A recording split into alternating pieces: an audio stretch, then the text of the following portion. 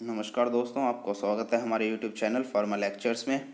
आज हम पढ़ेंगे इस वीडियो में थ्योरीज ऑफ इमल्सिफिकेशन के बारे में, जिसके अंदर हम 4 थ्योरी डिस्कस करेंगे। Surface tension theory, monomolecular adsorption theory, multimolecular adsorption theory और हाइड्रेशन थ्योरी ऑफ इमल्शन। तो आइए स्टार्ट करते हैं। सबसे पहले जो थ्योरी है वो है सरफेस टेंशन थ्योरी। जो सरफेस टेंशन थ्योरी है उसमें ये बताया गया कि अगर हमारा कोई अनस्टेबल इमल्शन है, स्टेबल जो इमल्शंस होते हैं वो तो अनस्टेबल ही होते हैं, क्योंकि 2 इमिसिबल लिक्विड्स उसमें प्रेजेंट होते हैं। तो अगर हम उस अनस्टेबल इमल्शन के अंदर इमल्सिफाइंग एजेंट ऐड करें, इमल्सिफाइंग एजेंट वो एजेंट्स होते हैं जो स्टेबलाइज करते हैं हमारे इमल्शन को, इंटरफेशियल टेंशन को कम करके। यानी जो 2 फेज़ हैं, ऑयल और लिक्विड फेज़, उन दोनों के बीच के इंटरफेशियल टेंशन को कम करके वो स्टेबल बनाता है हमारे इमल्शन को, जिसकी वजह से जो रिपेलेंट फोर्स होती है लिक्विड्स के बीच में वो कम हो जाती है, जिसकी वजह से जो सरफेक्टेंट्स होते हैं, इमल्सिफाइंग एजेंट्स को सरफेस एक्टिव एजेंट्स और सरफेक्टेंट्स भी बोलते हैं। ये लार्ज ग्लोब्यूल्स को, मतलब जो लार्ज पार्टिकल्स होते हैं उन्हें स्मॉल पार्टिकल्स में कन्वर्ट कर देते हैं। और कोएलेसेंस होता है जिसमें जो डिस्पर्स्ड फेज के पार्टिकल्स होते हैं वो एक दूसरे के क्लोज आ जाते हैं, पर वो लूजली पैक्ड होते हैं, वो बिल्कुल एक हार्ड केक फॉर्म नहीं करते, उनके बीच में कुछ वॉइड्स प्रेजेंट होते हैं, कुछ स्पेस प्रेजेंट होता है, उसे हम बोलते हैं कोएलेसेंस। तो कोएलेसेंस वो प्रिवेंट करते हैं, जिसकी वजह से हमारा जो इमल्शन है वो अनस्टेबल नहीं हो पाता, स्टेबल रहता है। पे डायग्राम में देख सकते हैं, यहाँ पे फेज़ ए और फेज़ बी है, 2 लिक्विड्स हैं, सेपरेट लेयर है, अनस्टेबल है। जब हमने सरफेक्टेंट ऐड किया यानी कि इमल्सिफाइंग एजेंट ऐड किया, तो जो फेज़ ए है यानी कि जो डिस्पर्स्ड फेज़ के मॉलिक्यूल्स हैं वो होमोजीनियसली डिस्ट्रीब्यूटेड हो गए, क्योंकि इंटरफेशियल टेंशन कम हो गया दोनों फेज़ के बीच में, और जो डिस्पर्स्ड फेज़ के पार्टिकल्स हैं, जो ग्लोब्यूल्स हैं, वो लार्ज से स्मॉल पार्टिकल्स में कन्वर्ट हो गए और होमोजीनियसली रीडिस्पर्स हो गए इमल्शन के अंदर, और ये हमारा एक स्टेबल इमल्शन हमें मिल जाएगा। नेक्स्ट थ्योरी आती है hydration theory of emulsification. Fisher और हुक ने ये थ्योरी दी थी। उन्होंने बताया था कि जो हाइड्रेटेड कॉलॉइड्स होते हैं वो बेस्ट इमल्सिफाइंग एजेंट्स होते हैं। फिशर ने बताया कि हम इमल्सिफाइंग एजेंट को अगर ऐड करें किसी भी इमल्शन के अंदर तो हमें एक परमानेंट स्टेबल इमल्शन मिलेगा, जिसमें कुछ चेंजेस नहीं आएंगे, वो एक स्टेबल इमल्शन रहेगा।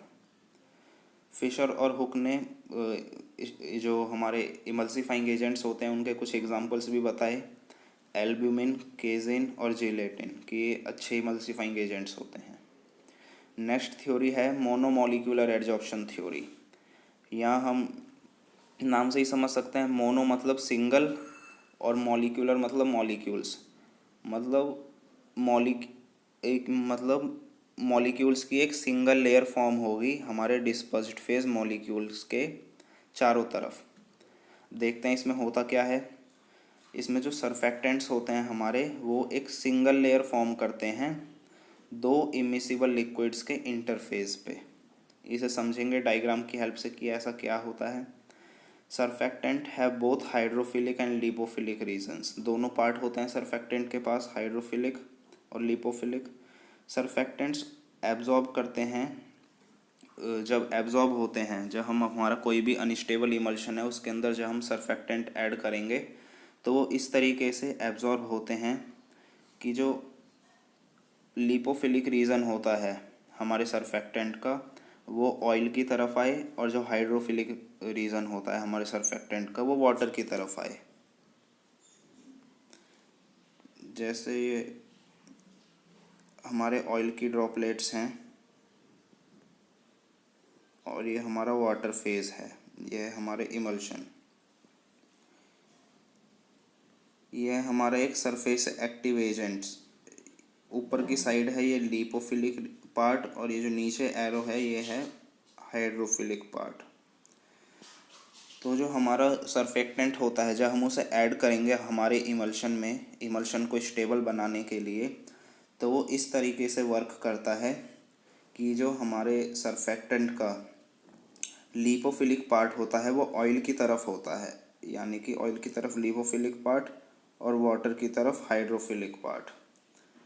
ऐसे ये मॉलिक्यूल्स मिल मिल के लेयर फॉर्म कर लेते हैं और ये जो हमारे पार्टिकल्स हैं, ऑयल के जो पार्टिकल्स हैं, इन्हें आपस में जॉइन नहीं होने देते इस लेयर की वजह से, जिसकी वजह से ये फ्लॉक्यूल्स फॉर्म नहीं कर पाते और कोएलेसेंस शो नहीं कर पाते और एक हमें स्टेबल इमल्शन मिलता है। ये हमने पहले ही पढ़ लिया। Groups Orient towards oil and hydrophilic groups Orient towards water. Lipophilic part oil की तरफ होगा, हाइड्रोफिलिक पार्ट वाटर की तरफ होगा और एक लेयर फॉर्म कर लेंगे ये मॉलिक्यूल्स और ये लेयर एक बैरियर की तरह काम करेगी मॉलिक्यूल्स के लिए और कोएलेसेंस मॉलिक्यूल्स का और फ्लॉक्यूलेशन रोक देगी, जिसकी वजह से वो आपस में जॉइन नहीं हो पाएंगे और जॉइन होने के बाद बेस पे जाके सेडिमेंट नहीं फॉर्म कर पाएंगे और एक हमें स्टेबल इमल्शन मिल जाएगा। नेक्स्ट थ्योरी आती है multi molecular adsorption theory. Multi molecular मतलब यहाँ पे एक लेयर फॉर्म नहीं होगी, यहाँ पे मल्टी लेयर्स फॉर्म होंगी हमारे मॉलिक्यूल्स के चारों तरफ।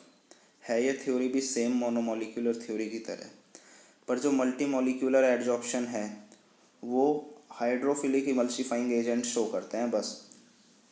जो मोनोमॉलिक्यूलर थ्योरी थी वहाँ पे हमारा जो इमल्सिफाइंग एजेंट था वो हाइड्रोफिलिक भी था, लिपोफिलिक भी था, पर मल्टी मॉलिक्यूलर में वो बस हाइड्रोफिलिक होगा, यानी कि वो oil in water emulsions form करेगा।